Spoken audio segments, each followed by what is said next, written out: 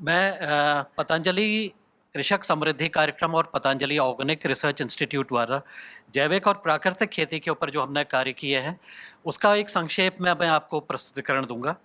और यह कार्य हमारे लगभग पूरे भारतवर्ष में अलग-अलग स्थानों पर, अलग-अलग क्षेत्रों में, गाँव में, किसानों के द्वारा के साथ मिलकर के लगभग हम 70,000 से ज़्यादा कृषकों को हमने विगत 3 वर्षों में कोरोना काल में भी जैविक और प्राकृतिक खेती के बारे में जानकारी दी, प्रशिक्षित किया। उनके माध्यम से अन्य किसानों तक हम पहुँचे और उन किसानों को प्रोत्साहित करते हुए कम से कम ऐसे हमारे 900 जगह पर हमारे ट्रेनर, हमारे किसान जो कि एक प्रशिक्षक की भूमिका में एक एक छोटे से वैज्ञानिक के रूप में कार्य करते हुए उन्होंने कार्य किया और उन्होंने अपने खेत में जैविक और प्राकृतिक खेती के प्रदर्शन लगाए, खुद उसमें प्रैक्टिकल किया और प्रैक्टिकल करने के बाद उन्होंने अपने खेतों में जाकर के बाकी किसानों को उसके बारे में जानकारी दी। आज भी हमारे बीच में कई सारे ऐसे किसान जुड़े हुए हैं जो कि उन्होंने इस चीज़ में सम्मिलित हुए हैं। उनको भी बात हम सुनेंगे, उनके भी अनुभव सुनेंगे कि किस प्रकार से वो प्रशिक्षण प्राप्त करने के पश्चात भी वो अब अपने क्षेत्र में किस प्रकार से काम कर रहे हैं। ये एक खेती का हमारा ट्रेनिंग का दौरान जो दिया गया है उसको हम दिखा पा रहे हैं। सर अब ये प्रेज़ेंटेशंस हमारे चल रहे हैं तो हम आपको नहीं दिखाई देगा तो मैं रिक्वेस्ट करूँगा आप आगे वाली पंक्ति में आप आ जाएँगे तो वो ज़रा-सी आप भी हमारे जो कार्य हैं उसको भी आप देख पाएँगे। थैंक यू, धन्यवाद। और इसके बाद फिर हम इस तरह से हमारे जो प्रस्तुतिकरण है उसको हम करते हुए आगे बढ़ेंगे। तो ये हमारे किसानों का एक असेसमेंट भी हुआ, उनका एक एग्ज़ाम लिया गया। एग्ज़ाम थर्ड पार्टी ने लिया गया, दूसरी संस्था ने आकर के इसका एग्ज़ाम लिया। उसमें से जो किसान उत्तीर्ण हुए वही आगे बढ़े और उनका फिर जैविक प्रमाणीकरण की तरफ वो आगे बढ़े। उनके हाथ में आप सर्टिफ़िकेट देख रहे हैं, इस तरह से उनका प्रमाणीकरण किया गया स्किल इंडिया के द्वारा और इस तरह से ये एक अपने क्षेत्र में उनको एक कार्य करने के लिए और प्रोत्साहन मिला।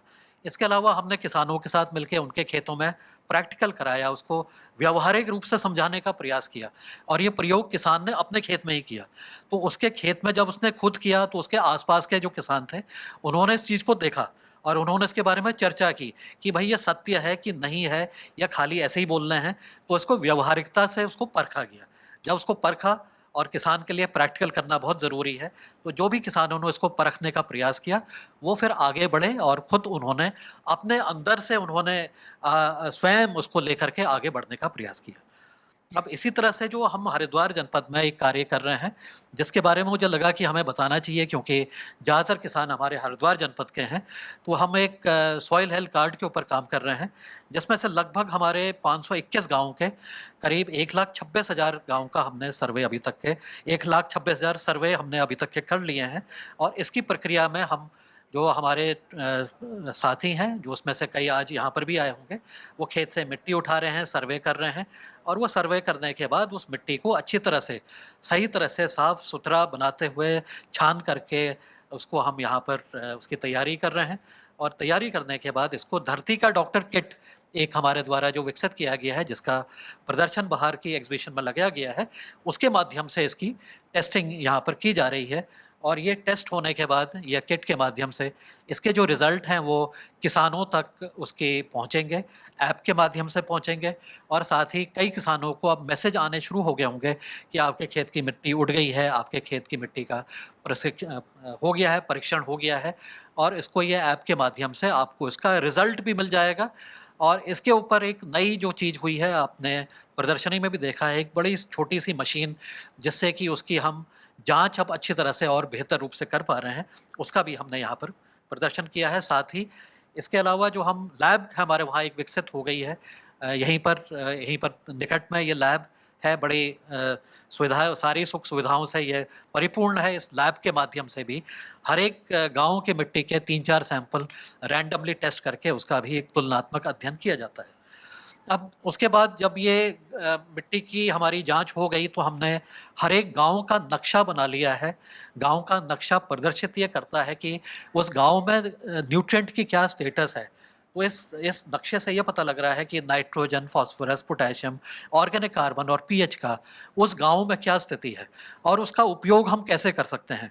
तो मेरे साथ के हमने अपने कई सारे प्रधान जो अभी नवनिर्वाचित प्रधान हैं उनके साथ वार्ता की और उनको ये दिया कि ये इसके माध्यम से ये जो जानकारी इनको दी जा रही है, इसके माध्यम से कैसे वो अपने पूरे गाँव की मिट्टी को के बारे में वो अपने जागरूकता का जो कार्यक्रम है, विभिन्न विभागों के माध्यम से, चाहे वो कृषि विभाग है, चाहे हॉर्टिकल्चर है, चाहे पंचायती राज है, चाहे ग्राम विकास विभाग है, उनके माध्यम से अपनी गाँव की मिट्टी को सुधार करने के लिए वो क्या-क्या कर सकते हैं।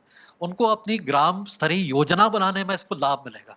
उससे उनको अपने गाँव में जागरूकता करने में आसानी होगी और अपने गाँव का अगर कोई प्रधान अच्छी तरह से हित करना चाहता है, तो उसको इस विधि का उपयोग करके शायद वो अपने पूरे गाँव का विकास कर सकता है, जो कि उनका उद्देश्य भी है।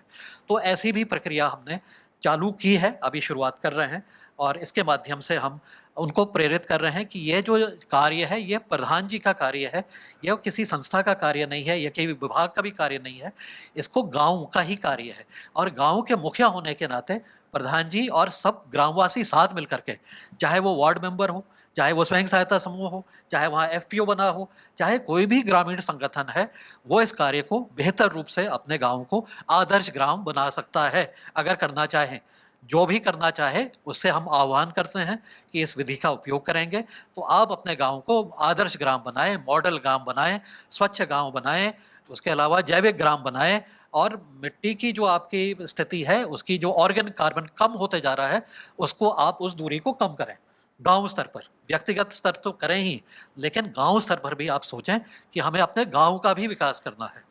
तो ऐसा करते हुए तो हमने गाँव प्रधान जी को ये जो विलेज प्रोफाइल बनी हुई है, उनको 4 बातें कही हैं। 4 बातें ये कही हैं कि आपके गाँव में कृषि से संबंधित अच्छी प्रैक्टिसेज़ क्या-क्या होनी चाहिए। 4 मुद्दे हैं। गुड एग्रीकल्चरल प्रैक्टिसेज़ क्या-क्या हैं, वो पर्चा बना करके वहाँ पर उसको दे दिया है। उसके अलावा उनको हमने 4 बातें और बताई है कि कैसे वो रेखा विभागों के साथ कन्वर्जेंस करें, उनके साथ कैसे बातचीत करें, कैसे उनका कन्वर्जेंस होगा, बात आगे बढ़ेगी और उनको सबको साथ लेते हुए, सबका साथ सबका विकास के जो नारा है उसको साथ लेते हुए कैसे हम गाँव का विकास करेंगे और इसको सरल कर दिया है, इसकी सरलीकरण कर दिया गया है। ये सॉइल हेल्थ कार्ड है, मृदा सॉइल हेल्थ कार्ड कुछ जगह पर हमने बाँटना शुरू कर दिया है। प्रधान जी के माध्यम से ही हम जा रहे हैं, जनप्रतिनिधियों के माध्यम से जा रहे हैं, जिसमें कि आपको ये 5 तत्व हैं, उसकी जानकारी और उसकी संस्तुतियों के बारे में जानकारी हम देने का प्रयास कर रहे हैं। ये सॉइल हेल्थ कार्ड का वितरण की कुछ फ़ोटो यहाँ पर दिख रही हैं, जहाँ पर ये सॉइल हेल्थ कार्ड हमने बाँटा, प्रधान जी को इन्वॉल्व करते हुए, वहाँ पर भी हमने जो भी जागरूकता का हम कार्य कर सकते थे, उसको करने का प्रयास किया है। और हमारे जो एग्रीकल्चर रिसर्च कैंपस है, कृषि अनुसंधान परिसर है, उसमें कई सारे हमारे वैज्ञानिक कई सारे हमारे सरकारी अधिकारी, कई सारे हमारे साथी लोग वैज्ञानिक सरकारी अधिकारी और छात्र, यूनिवर्सिटी के छात्र, अलग-अलग जगह पर कृषि विभाग के अधिकारीगण, उन्होंने भी समय-समय पर आकर के हमारे कार्यों का अवलोकन किया है, तो उनका भी वो है। इसी तरह से हम आवश्यकता आधारित प्रशिक्षण अभी हमने नेपाल में एक नगर पालिका पूर्ण रूप से जैविक में करने के लिए इच्छुक थी। उनके लिए हमने माँग आधारित प्रशिक्षण 5 दिन का किया, हमारी टीम ने जाकर के प्रशिक्षित किया और इस तरह से वो अपनी पूरी नगर पालिका को करना चाह रहे हैं। नगर पालिका में 50,000 लोग रहते हैं, उनको पूर्ण रूप से आच्छादित करना चाह रहे हैं। तो ये नया मॉडल है सर, हमारा एक प्रयास है कि हम नेपाल में भी जाकर के इस तरह से प्रयास कर रहे हैं और इस तरह से हरिद्वार जनपद में बड़े सरल विधियों से, खेल-खेल के माध्यम से हम लोग जानकारी दे रहे हैं।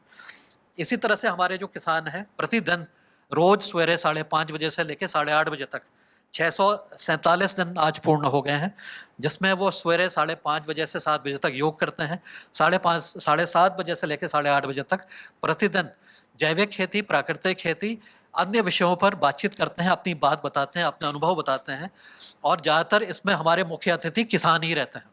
तो 647 दिन से रोज़ हमारे पास भारतवर्ष के अलग-अलग राज्यों के किसान, वैज्ञानिक और अन्य लोग आकर के अपनी बात बताते हैं, जुड़ते हैं, अपनी बात कहते हैं, अपनी समस्या का ढूँढते हैं और उसका समाधान भी मैं आपको बताना चाहूँगा अब हमारे किसान ही करने लग गए हैं।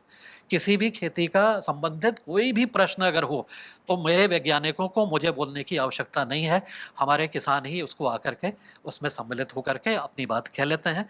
अभी 600वाँ हमारा जो दिवस हुआ था उसमें हमने मृदा स्वास्थ्य के ऊपर और मिट्टी पोषण के ऊपर, धरती माता के ऊपर, कभी हमने बीज के ऊपर पारंपरिक बीज के ऊपर अपने इन उसको हमने केंद्रित किया हुआ है। और इसमें हमारे जो योग करती हैं, मैं यहाँ पर हमारी बहुत सारी माताएँ, बहनें जुड़ी हुई हैं। मैं बताना चाहूँगा कि इस योग आहार कक्षा में ज़्यादातर 70% से ज़्यादा योग शिक्षक जो हैं, वो हमारी माता-बहनें हैं। अलग-अलग प्रांतों के, अलग-अलग राज्यों के माता-बहनें, युवतियाँ, लड़कियाँ, माताएँ, सब लोग आकर के अपना-अपना योगदान देती हैं। रोज़ नए व्यक्ति आकर के योगदान देते हैं। हमारे यहाँ पर हितेश जी भी बैठी हुई हैं, उन्होंने भी एक दिन योगदान किया हुआ है। उसके बाद अब उनका भी अभी नंबर आएगा, वो भी अपनी बात बताएँगे। इसके अलावा हम अपने किसानों को शपथ ज़रूर दिलाते हैं कि वो शपथ ज़रूर लें, जैविक खेती के बारे में अगर वो समझ गए हैं, ज़रूर इसके बारे में शपथ लें, उससे भी हम उसको बात आगे बढ़ती है, इसके पर भी हम बातचीत करते हैं। जो हमारे जीवामृत है, घन जीवामृत है, जीवामृत इत्यादि की जो विधियाँ हैं, उसको सरल कर दिया है हमने। उसका सरल तरीके से समझाने का प्रयास करते हैं, प्रैक्टिकल के आधार पर करने का प्रयास करते हैं। इसके अलावा किसानों के साथ जब हम जाते हैं, तो कई बार उनको खेल-खेल में सिखाने का प्रयास करते हैं। ये आप देख रहे होंगे साँप-सीढ़ी का खेल है। इसको जैविक खेती में क्या करना है, क्या नहीं करना है, इसके बारे में भी हम उनके साथ जब चर्चा करते हैं, तो हमारी चर्चाएँ आगे बढ़ जाती हैं। और जो भी हर एक विंडो जो इसमें दी हुई है, अपने आप में एक चैप्टर है। उसके बारे में हम पूरा व्याख्यान उसमें कर सकते हैं। तो ये सब करते हुए इस साल हमें जैविक भारत का भी एक द्वितीय अवार्ड मिला, उसके लिए भी हम आभारी हैं। यहाँ के गगनेश जी का, वो भी शायद जूरी में थे, उन्होंने भी अपना योगदान दिया, उनका भी हम बहुत-बहुत अभिनंदन करते हैं। और भी इस तरह से हमारे कार्य चल रहे हैं। तो मैं अपनी वाणी को अब विराम देता हूँ। आप सब लोगों का बहुत-बहुत धन्यवाद। मुझे आशा है कि आप जो लोग हरिद्वार में जुड़े हुए हैं, जितने भी किसान हैं, जो हमसे अभी तक के नहीं जुड़े हुए हैं, कृपया करके एक दिन आइए, हमारे कृषि अनुसंधान परिसर में आइए, देखिए हम किस प्रकार से काम कर रहे हैं। आपकी सारी शंकाओं का हम समाधान करेंगे।